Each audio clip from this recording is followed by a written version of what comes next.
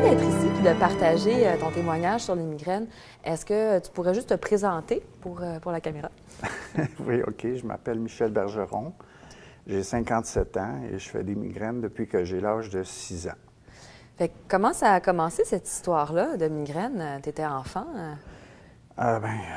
Écoute, j'avais mal à la tête et souvent, en revenant de l'école, j'arrivais puis je me tenais la tête à 2 mains dans l'escalier. Puis ma grand-mère arrivait puis elle me donnait 2 aspirines pour que ça passe. Puis après ça, ben là, il m'a envoyé voir, le médecin m'a envoyé voir l'optométriste qui dit, tes yeux sont trop faibles puis tu forces trop, fait que ça force ta tête. Jusqu'à mon adolescence à peu près. Puis là, il m'a envoyé voir le premier neurologue qui a diagnostiqué que j'avais des migraines. OK. Comment ça se passe, une crise de migraine pour toi? Peux-tu nous décrire ça? Tu en as moins maintenant, mais à l'époque, comment ça se passait? J'ai des migraines avec aura. Fait que dans mon cas, c'est comme si je recevais une goutte d'huile sur ma pupille qui me faisait voir un genre de kaléidoscope qui se promène sur l'œil puis qui ne veut pas partir. Ça dure combien de temps, ça? Avant que la crise commence, je dirais une dizaine, une quinzaine de minutes. Puis là, la raideur commence à s'installer dans le cou. Puis là, ça part d'ici en arrière, puis ça monte jusqu'en arrière de l'œil. Puis j'ai l'impression que mon œil va sortir de la tête. Fait que c'est assez souffrant. Ah, c'est très souffrant. Je veux dire, tu veux pas voir personne, tu veux pas voir de lumière, pas de son. Quand tu as une crise de migraine, est-ce que tu peux faire tes affaires, travailler, fonctionner? Non. Premièrement, tu n'as aucune patience, t'endures rien, t'endures pas de lumière, t'endures pas de son. Puis tu es fatigué au bout. Moi, je suis à terre après une crise de migraine. J'ai pas d'énergie pour rien faire. Fait que quel impact ça avait sur ta vie ou qu'est-ce qui était difficile de vivre avec ces crises-là? Premièrement, tu as la douleur. Pendant la crise, c'est ça. Tu as aussi le fait aussi que l'incompréhension de beaucoup de personnes qui mélangent migraine et un petit mal de tête de tous les jours ou que tu vas faire partir. Une migraine, c'est incapacitant. C'est pas juste un petit mal de tête. Non. Puis les gens, ils comprennent pas nécessairement ça. Pas vraiment. À moins d'en avoir une, tu sais pas vraiment ce que c'est. C'est difficile à expliquer ou à comprendre pour quelqu'un qui n'en a pas? C'est pas comprenable, je dirais.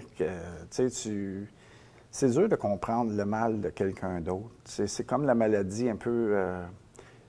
c'est une maladie qui n'est pas apparente. Quelqu'un qui a un bras cassé, tu vois qu'il a le bras cassé. Personne qui a mal à la tête, tu ne vois pas toujours, à part ma femme qui est capable de le voir dans mon visage qu'il y a un changement physique. Les autres, pas vraiment. C'est pas perçu. Non, c'est pas perçu, c'est pas percevable, c'est pas... Toi, tu as une histoire particulière parce qu'on a découvert que tu faisais de l'apnée du sommeil. Oui. Et puis, il semblerait que Combien tu avais de crises de migraine avant d'avoir le diagnostic puis le traitement d'apnée par mois à peu près?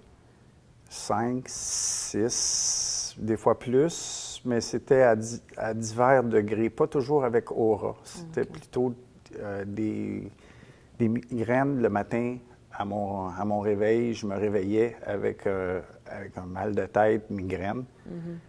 Et puis, ils sont venus j'ai pris toutes sortes de pilules pour essayer du propranolol, choses pour réguliser la pression, jusqu'à temps qu'on se rende compte que je faisais de l'apnée. Puis l'apnée, m'empêchait de sortir le monoxyde de carbone et causait des migraines qui me réveillaient. De cette façon-là, oui. Puis après, maintenant que tu as un CPAP, je pense, pour traiter l'apnée du sommeil, comment ça se passe? As-tu moins de migraines? Moins. J'en ai encore, mais moins. Disons que ça a amélioré de beaucoup le nombre de migraines que j'ai la nuit. Tu en as combien par mois à peu près maintenant ou par semaine, par année? Les crises de migraine avec aura sont plus rares. Et les crises sans aura, j'en ai à peu près 2 par mois, comparé à 5-6 avant. Est-ce que tu réussis à les traiter? As-tu un traitement à prendre pour casser ta crise? Si j'arrive à les prendre à temps, c'est plus facile. Mais ils sont encore là de temps en temps. Ça fait partie encore de ta vie. Ouais. Malheureusement, oui. Malheureusement. Qu'est-ce que tu conseillerais à un jeune homme ou une jeune femme dans la vingtaine qui a des migraines, là, puis qui commence ça? Là, qu'est-ce que tu dirais? D'aller consulter son médecin, puis je demanderais de voir un spécialiste qui connaît les migraines pour pouvoir tout de suite commencer à traiter avec les bonnes affaires, plutôt que d'essayer de s'empoisonner avec des pilules comme j'ai fait. Certains médicaments qui t'ont pas aidé puis qui n'étaient peut-être pas les bons.